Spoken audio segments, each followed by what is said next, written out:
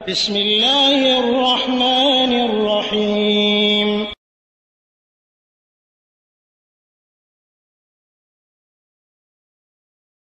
بسم الله الرحمن الرحيم الحمد لله رب العالمين والصلاة والسلام على أشرف الأنبياء والمرسلين نبينا محمد وعلى آله وأصحابه أجمعين أما بعد ওয়ালাইকুম আসসালাম রহমতুল্লাহ বরকাতুহ।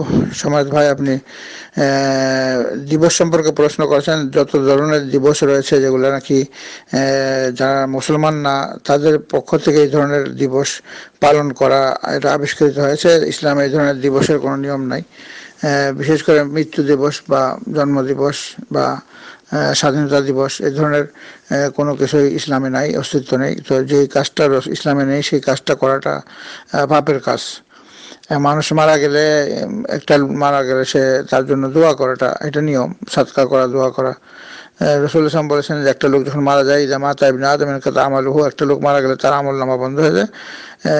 কিন্তু তার সওয়াব পাওয়ার জন্য তিনটা পথ খোলা থাকে। সেটা হলো ওয়ালাদুন সালিহু লাহু, তার নেক সন্তান তার জন্য যে দোয়া করবে সেটা সে পাবে, এবং সাদাকাতুন জারিয়া, যে সাদকা সে জীবিত অবস্থায় করে গেছে, মসজিদ মাদ্রাসা যদি বানায় থাকে, অথবা ইলমুন ইয়ানতাফু বিহি, কোনো ইলম যদি সে রেখে যায় সেটা যতদিন চলতে থাকবে ততদিন সে সওয়াব পাবে। এটা তিনটা জিনিস সে নিজেই তার নিজস্ব কামানো, অর্থাৎ সন্তান, সাদকা জারিয়া এবং ইলম।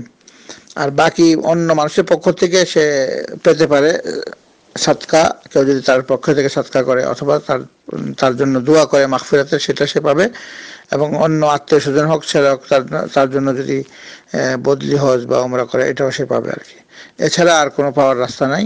তো একটা মৃত ব্যক্তির জন্য যে মূল যে জিনিসটা কোরআনে আসছে, যে মৃত ব্যক্তিদের জন্য মাগফিরাতের দোয়া চাওয়া, সবাই, আত্মীয় স্বজন হোক, সন্তান হোক এবং যে কোনো মুসলমান হোক, সবার জন্য মাগফিরাতের দোয়া চাওয়া, এটাই একটা মৃত ব্যক্তির সবচেয়ে জরুরি, যে সে যেন ক্ষমা পেয়ে যায় কবরে, তার জন্য কোনো আযাব না হয়, এবং সে যেন পরকালে নিশ্চিন্ত মনে এই কবরের যুগটা কেটে কালকে আমাদের দিন শাস্তি ছাড়া আল্লাহর সামনে যেন উপস্থিত হয় এবং আল্লাহ তাকে যেন ক্ষমা করে দেন।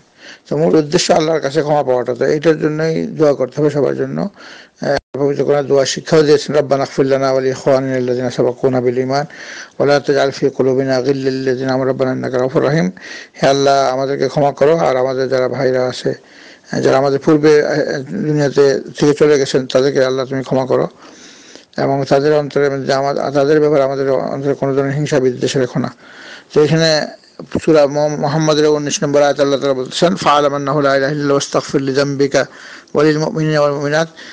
আল্লাহ লা ইলাহা ইল্লাল্লাহ তাওহীদ সম্পর্কে জ্ঞান অর্জন করো এবং নিজের জন্য ক্ষমা চাও, অন্যান্য মহিলা পুরুষ তাদের জন্য ক্ষমা চাও।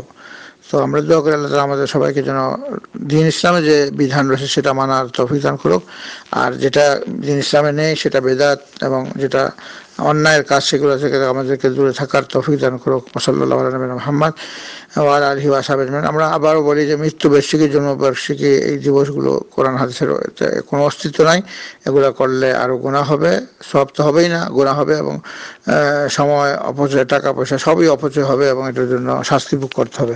তো কাজেই দ্বীন ইসলামে যা রয়েছে সেটাই আমরা করবো। আলহামদুলিল্লাহ, আল্লাহ তাআলা আমাদের সবাইকে আল্লাহর বিধান মেনে চলার তৌফিক দান করুক। সাল্লাল্লাহু আলা নবিয়িনা মুহাম্মদ ওয়া আলা আলিহি ওয়া আসহাবিহি আজমাইন বিরহমাতিকা ইয়া আরহামার রাহিমিন।